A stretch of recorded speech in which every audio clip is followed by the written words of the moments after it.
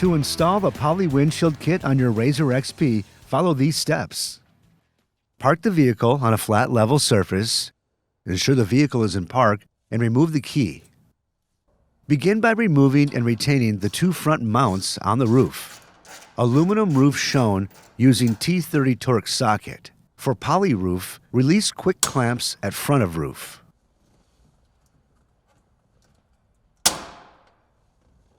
Then place the windshield against both A-pillars of the roll cage and position inside the windshield channel between the hood and the upper dashboard panel.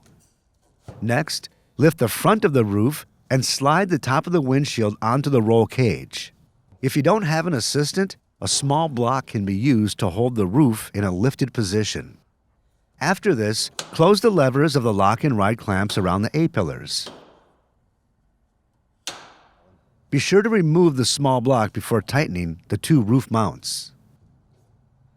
Finally, reinstall the retained front mounts and torque to specification.